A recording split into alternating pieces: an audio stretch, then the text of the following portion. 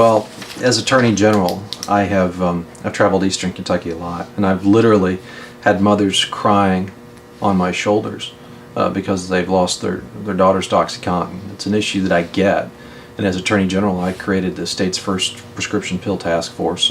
Tried to put a dent into and working with other agencies, putting a dent into all these pills coming in from places like Florida. I've worked with Congressman Rogers and have supported Operation Unite. We've worked together on a number of different initiatives. So that's why it's so upsetting to me that Rand Paul has said that drugs aren't a pressing issue in Kentucky. I mean, I don't know what Kentucky he's looking at, but he's not looking at the same Eastern Kentucky that I see. Drugs are indeed a pressing issue. And Rand Paul's not only said they aren't a pressing issue, he said that he wants to eliminate federal assistance for federal law enforcement and also eliminate assistance for drug treatment. I mean, Hal Rogers has worked very hard to try to get that assistance in here, and I will work with Congressman Rogers because I indeed understand that drugs are a pressing issue. I mean, Rand Paul's also said that nonviolent behavior should never be criminalized. You know, I don't know what he would say to those that scam us on Wall Street like Bernie Madoff, or what he would say to drug dealers, but that's certainly not what we need in order to protect Kentucky. And as for jobs, Rand Paul has said simply that what we need are for people to take lower wage jobs, and that there needs to be some tough love. That's not a jobs plan. I actually have a jobs plan. If folks go to my website at jackconway.org, they'll see that I've laid out something I call a hometown tax credit. What we say to small and medium-sized businesses. It's a program we treat kind of like cash for clunkers. We would cap it at $30 billion, but we would say to small and medium-sized businesses, if you create a new job, you can take a 20% tax credit. Now, it's not going to solve all of our problems, but estimates are it would create 11,000 jobs in Kentucky, and that's certainly a start. And you need a United States Senator who's going to stand up for coal and for the energy jobs that are created here in Eastern Kentucky. You know, I worked for a coal governor. I'm willing to break with my party. I'm against cap and trade.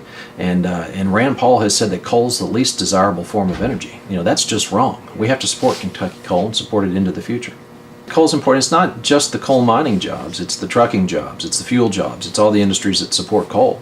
You know, it's something I understand. I mean, coal fuels our electricity. Here in Kentucky, we're over 90% coal-fired for our electricity, and our low electricity rates allow us to lure auto manufacturers and allow us to lure steel companies and aluminum companies and heavy users of electricity. So coal does a lot for the economy of Eastern Kentucky, but coal does a lot for the economy of the entire state. You know, my dad's from a coal-producing state.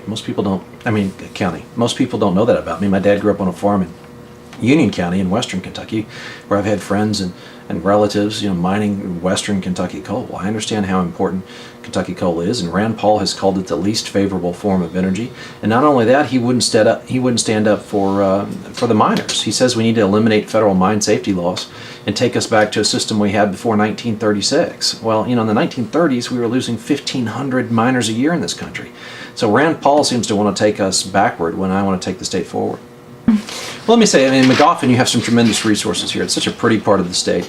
There are a lot of small industries here that are trying to make a difference. You've also got a lot of industries that help with the coal industry. You've got trucking industries. You've got a lot of natural gas actually here in Magoffin County. So we need to take advantage of those resources. And Magoffin County, like many areas of Eastern Kentucky, oftentimes this area feels too isolated. So we need more roads. We need more access. If people want to come in and create jobs, they need to make it easier to get here. So I understand that, and I'll work on that issue when I'm in the United States Senate. So that's a theme throughout Eastern Kentucky. I get the region. If I'm elected to the United States Senate, I will have a field office deep in the mountains. I'll never forget the people of Eastern Kentucky. I have an opponent, Rand Paul, who made a recent trip through Eastern Kentucky with a national reporter, and the reporter asked him if he knew anything about Harlan. He knew nothing about why Harlan was famous. He didn't know anything about Bloody Harlan or the history of labor strife down there. And then he looked at the reporter and said that Hazard was named after the Dukes of Hazzard. I mean, I just can't make this stuff up. I, on the other hand, get the mountains of Eastern Kentucky. And I foresee a future for Kentucky where we make it more affordable to go to college, where students get an education, where we create the jobs of tomorrow, where we are an energy leader, and where we understand that our best days are still ahead of us. I mean, Rand Paul's out there on the campaign trail right now talking about Greece and talking about how to be in America. It's like the times that gave rise to Hitler in Germany. I reject that. And like my friend Bill Clinton, who was just in here campaigning with me yesterday, says, our best days are still ahead of us. There's nothing that's wrong with America that can't be fixed by what's right with America. I'm an independent-minded Kentucky Democrat, and I have always put Kentucky first, and I understand that to be a Kentuckian, it's a little bit different than to be a national Democrat, and that's the type of individual that you're going to be sending to the United States Senate. I have always said and had been consistent in saying that marriage is a sacred institution between a man and a woman, and the decision how to classify it ought to be left up to the states. And we shouldn't force those decisions on any particular state. I simply stated I think that marriage is a sacred institution between a man and a woman. On abortion, I'm against partial birth abortion.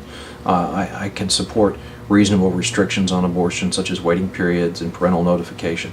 And at the end of the day, though, I kind of come down to at the point where we ought to make it as rare as possible, but safe and legal. No, there's absolutely no conflict of interest. I actually made it very clear before the election. We set up a voter fraud hotline in Frankfurt, and I work with Secretary of State Grayson and with our federal counterparts on this. And we put a process in place in my office that any complaints that were filed with us were immediately, first of all, taken by a merit attorney, not someone that I politically appointed, but taken by a merit attorney, and then immediately turned over to the federal U.S. Attorney's Office. So any action that deals with the United States Senate race in which I am a candidate, but I'm also serving as Attorney General, anything dealing with that Senate race was not handled by my office and was immediately transferred over to the U.S. Attorney's Office. So my office has had no involvement whatsoever, and I want to be clear on this, has had no involvement whatsoever in handling matters related to this race.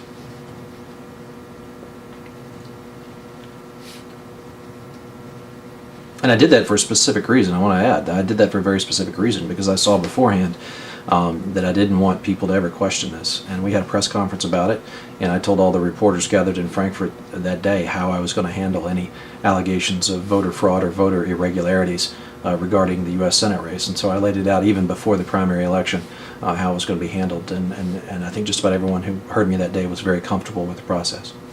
Well, I think we need a United States Senator who gets Kentucky, who understands that people are hurting. My opponent, Rand Paul, has said that we need a $2,000 deductible for Medicare. You know, Kentuckians I talk to, they can't afford that. The deductible right now is $155. You know, Rand Paul's for doing away with federal mine safety laws. He's for doing away with the Americans with Disabilities Act. He's for doing away with the Department of Education. He's for doing away with the Department of Agriculture. Except he wants to preserve Medicare payments to doctors because he says that's half of his income and it, quote unquote, earns him a comfortable living. So here's the idea: you pay more, he gets more. That's not the type of representation that you need in the United States Senate. Now, Rand Paul has called Social Security a Ponzi scheme which ought to be privatized. You're looking at someone that will never ever hurt seniors and will always stand up for Social Security and always stand up for Medicare. So my vision for the future is to stand by our seniors, to make certain it's easier for young people to get an education, to get loans, and to afford an education and to stay in school in places like Eastern Kentucky. My vision is to make certain that we have the roads and the infrastructure to get the jobs of the future into Eastern Kentucky, into all regions of the state. My vision for the future is for Kentuckians to further their education and to have world-class businesses coming to Kentucky to say, yes, that's a good place to do business. It's also a great place to live, work, and to raise a family. My vision for the future is one where I reach across the aisle as your future senator. As an independent Democrat, I'll reach across the aisle. I'll work with Mitch McConnell wherever appropriate. If I'm to be elected here in about 3 weeks, depending on what happens in Illinois, there's a chance I'll be the youngest senator in the United States Senate. I would take that as an opportunity to try to usher in a new generation of leadership where Democrats and Republicans try to work on issues together for the good of Kentucky. Well, if folks would like to learn more, check us out at jackconway.org. And I've been to Magoffin County and to Eastern Kentucky many times. I've kept a field office here deep in the mountains as your Attorney General. I'll have a field office in Eastern Kentucky if I'm elected to the United States Senate. I do understand drugs are a pressing issue. I do understand that there are transportation needs here. My opponent once said that water quality is not an issue in Eastern Kentucky. Not only does he not get drugs, he doesn't get water quality. He doesn't get this part of the state. He fundamentally is not from here, and he fundamentally doesn't get this state. You need a United States Senator who's going to put the people of Kentucky first. And I think I am that candidate, and I humbly ask for your vote on November the 2nd.